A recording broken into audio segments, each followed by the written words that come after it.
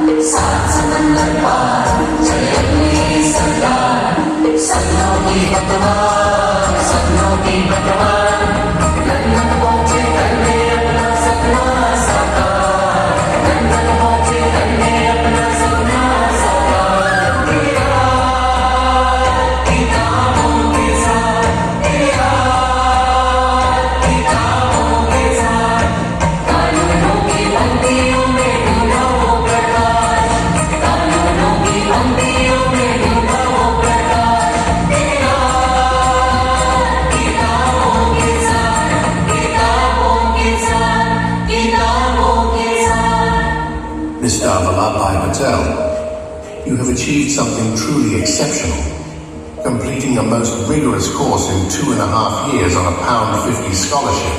When many fail, even in 3. I shall gladly recommend you to Justice Scott. Meet him, and he will guide you towards a fitting judicial appointment. Many thanks, Honorable Sir.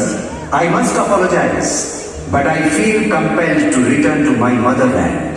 For it was always my purpose in coming here to gain education, so that I might serve my motherland Gujarat.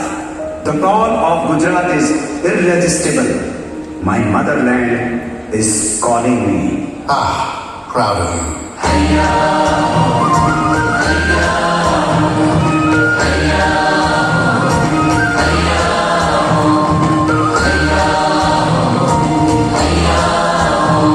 पूर्ण पवित्र गुजरात ने विदेश से आए अपने दोनों सपूतों का स्वागत किया।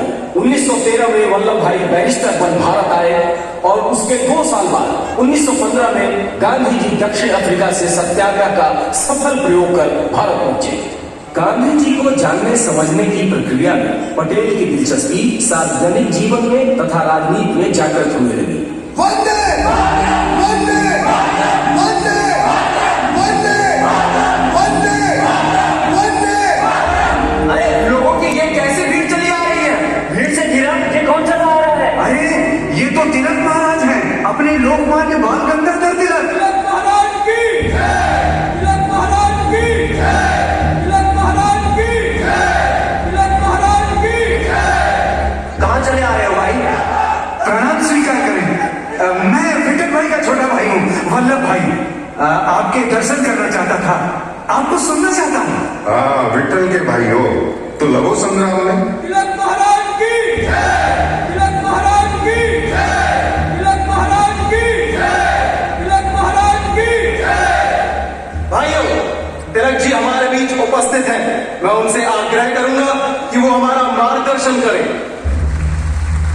आत्मा से युवा हूं, शरीर से वृद्ध। आज मैं जो कुछ भी बोलने जाऊंगा वो चिरस्थायी। शरीर वृद्ध हो सकता है, जीर्ण हो सकता है और नष्ट हो सकता है, पर आत्मा अमर है। गीता का ये दर्शन बहुत पुराना है और हमें हमारी स्वतंत्रता सुनिश्चित कराएगी। हम स्वशासन की मांग करते हैं और हमें वो प्राप्त करना ही है। आपके पास आत्मा है, मैं उसे ही जगाना चाहता हूं। स्वशासन का मतलब क्या है ये कौन नहीं जानता, कौन नहीं चाहता। आपको कैसा लगेगा अगर मैं आपके घर में घुसकर आपके रसोई पर कब्जा कर लूं?